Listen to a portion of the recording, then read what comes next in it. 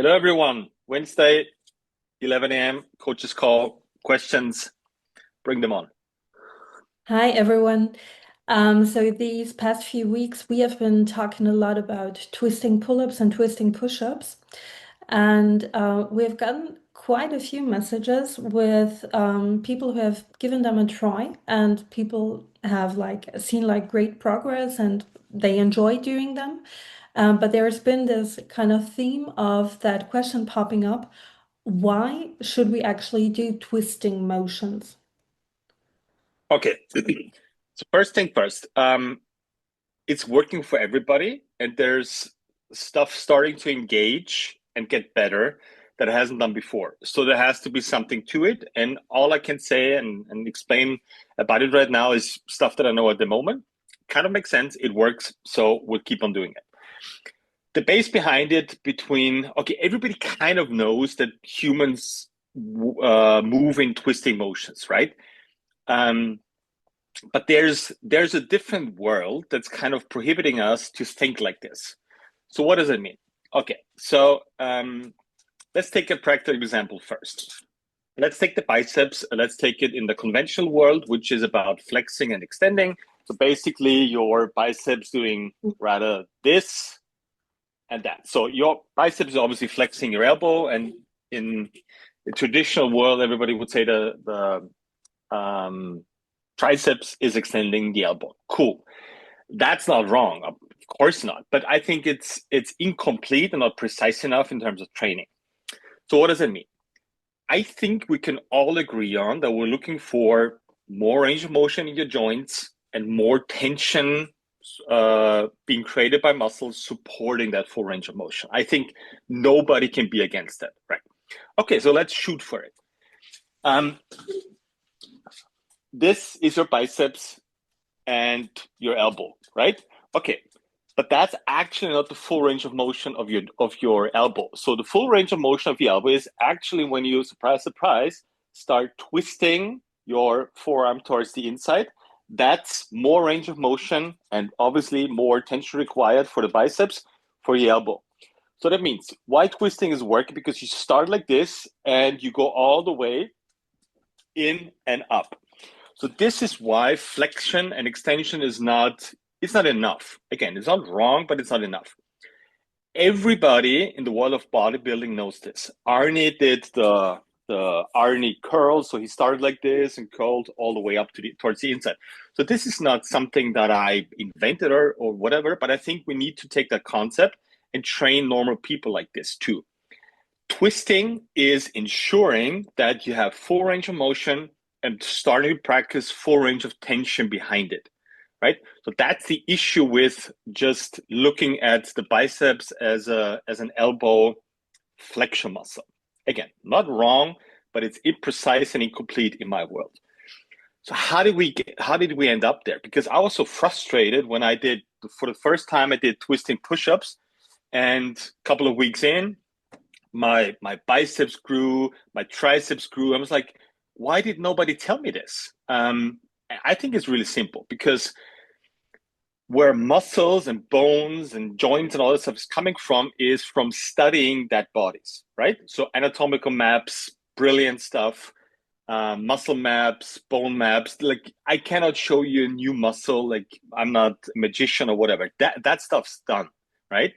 And then somebody started with, okay, defining words, how joints need to move, flexion, extension, adduction, abduction, whatever the words are.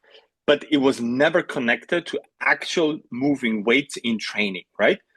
This is all based on and literally studying that bodies. So what does it mean? I give you another practical example. The pec, for example, the pec major. So if you press on the pec major in a dead body, you know what happens to the shoulder? Like when you press here, the shoulder rotates towards the inside, right? So in a textbook, the pec major is an internal rotator of the shoulder. And that's not wrong. It's just, it's incomplete for training. Why? Let me give you the opposite version of why this is wrong in training or not incomplete. Grab something, grab something real quick, something appropriate here. Okay, I'll grab something. Okay, so if I squeeze in, and my pecs are fully on like this, right? What's my shoulder doing in terms of rotation? Is it internally rotated or is it externally rotated? Right, it's externally rotating. I was like, wait a second. So in training, if I engage my pec, that means my shoulder is also rotating towards the outside, but that's not in the textbook. The textbook says the pec is an internal rotate of the shoulder. It's not, and in training, you should also do this. So I think that's what we have to add to training is that combination of, okay, we have maps, anatomical maps, which are awesome. And I tip my hat to everybody that worked on that stuff for basically centuries. This is great. This is a great base and we need it. But we also need to create a manual of how to use those anatomical maps in training. I tried to write a book that's a manual for how to use your bones and muscles in training. That's what I'm doing. And the last step is, okay, now we need to have like a practical step-by-step approach, how to start practicing this. Templates, hello. So we have the anatomical maps, great. We have the book as the manual of understanding, okay, what's supposed to happen with those bones and muscles. And then we have the templates where it's like literally on Monday, you're going to start practicing those 5 exercises, but with the wisdom or the knowledge behind what's in the book or what comes from the anatomical maps. I think that's a good roadmap and a good step-by-step process to understand why we have to do twisting push-ups in training.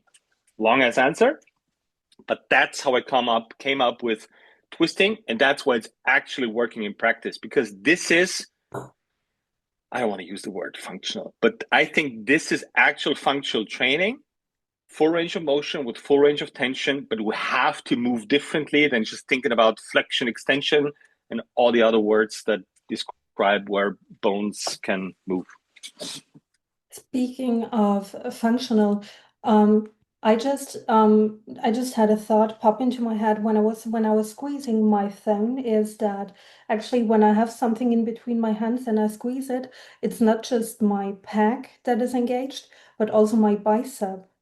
My biceps. Yes. Isn't it bad? Because I guess we have the next step is that when you're training, you're not just, or usually we are not training in a way where we're just isolating one single muscle, but there's like more that comes in there. Yes. So, okay, everybody speaks about connecting muscles and doing functional movements. So you using more muscles at the same time, I guess, in functional movement patterns that mimic daily life. This is not wrong, but I think the base behind it is something different. I think fundamentally, for millions of years, we have carried and whatever put stuff in between our hands to engage muscles. Right? It's very unnatural for us human beings to have weight outside of your body. Nobody would carry stuff like this. Those are my hands. Like nobody would carry. Like you always try to keep it as close to your center of mass. You always try to keep it in between your hands because that's how you create more tension towards the inside, and that's what we've done for millions of years, right? Okay, so this is the first step. It's a feedback loop. So it all starts with your hands and then it goes all the way up. So the story I told about the pec, there's a chain of muscle, it's described in a book, that literally starts at your hand by not by pressing a certain area, but by having stuff in between your hands. And this is going to activate like your inside forearm, your biceps, into your pec. It goes all the way down to your obliques and the glutes. So this is the stuff that actually makes sense practicing for. That's why the neutral pelvis and the glute max is so important, because if that thing is not dialed in, everything else falls off the wagon, right? Mm-hmm. So yes, and that's what twisting does as well. It connects those muscles into muscle chains, plus it adds also the full range of motion with full range of tension idea or thought. This might be a dumb question, but is actually when we speak of because you mentioned the neutral pelvis and when you squeeze your butt, is that actually kind of like the equivalent to bring in that rotation into the upper arm example we just said, kind of like just third below the belt? Yes. Uh, So I that's a huge difference between the shoulder and the hips. So once you load the hips, loading the hips is super simple. Squeeze the booty and everything else will fall in place. If you squeeze the booty, the right muscle, the right bone position will happen. So your pelvis gets neutral, your femur rotates to the outside. This is the most stable position for your hips. This is twisting happening through loading, squeezing the booty, and keeping it squeezed. You don't have to do anything weird to create a twisting motion in your body. You don't have to crank your feet into the ground. You have to push your knees out. No, no, no. This is not how this works. The shoulder is the actual opposite. So you have to create those twisting motions, and then muscle gets used and obviously engaged the right way. That's what we're starting with, loading the hips first, and that's what we start with body weight movements for the practicing positions for the shoulder first. This is super important to differentiate between how to train your hips and how to train your shoulders in training, because you just cannot do, because body weight exercises for the hip sucks big time. Like, just think about you doing lunges, or you're making somebody do lunges. Like, this looks like the most unstable thing ever. Mhm. And people have a hard time finding the right tension, and it's not really getting better. So this is not what a hip needs. A hip needs loading first, do a carry, for example, and squeeze the booty. And the shoulder needs a lot of twisting push-ups, a lot of twisting pull-ups, a lot of twisting dips. Again, this is not new or rocket science, because take a look at gymnasts. Gymnasts do this without using the words that I use, but gymnasts have by far the best upper body strength to body weight ratio, like by far. There's not even a discussion about it, right?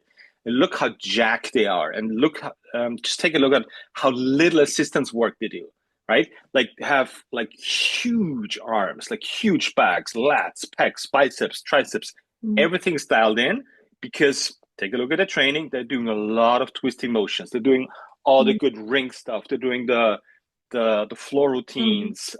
This is how the upper body actually starts to grow muscles. Again, we all know this, because that's why calisthenics people have huge upper bodies. But this is not working for the lower body, because if you do air squats and lunges and step ups, your legs will not grow. Mm.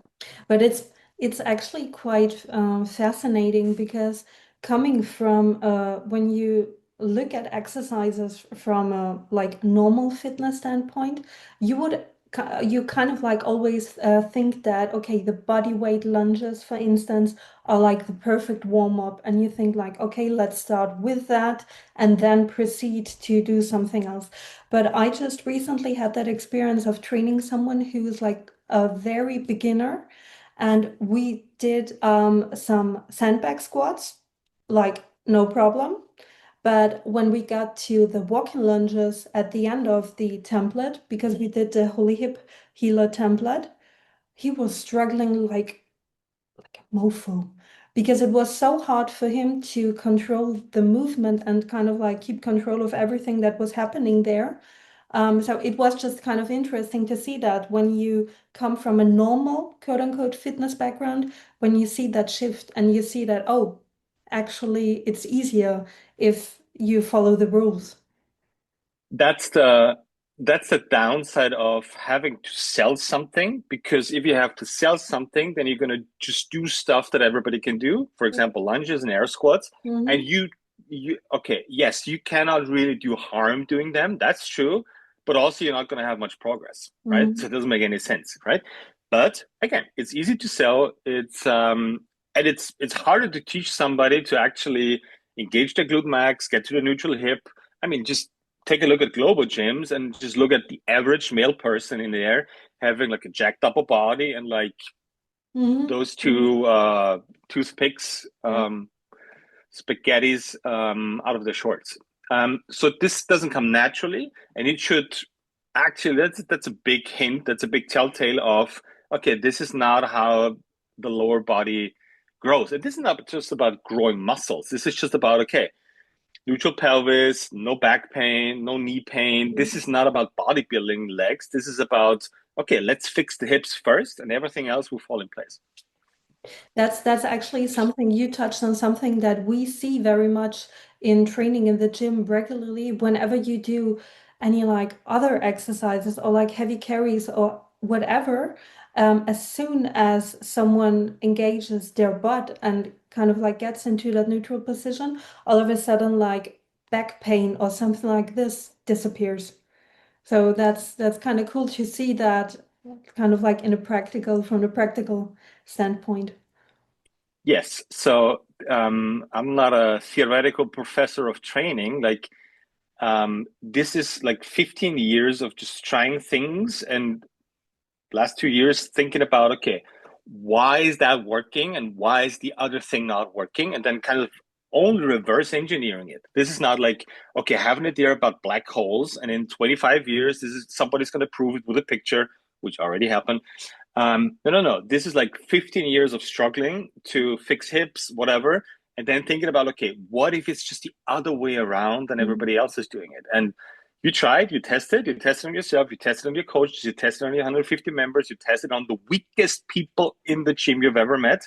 And if it's working for them, I think we're at the bottom of a principle, which means, okay, this is how we should load the hips, why we should load the hips first, and this is why we need so much position training for the shoulder. Obviously, understanding what's the Mm. manual behind it.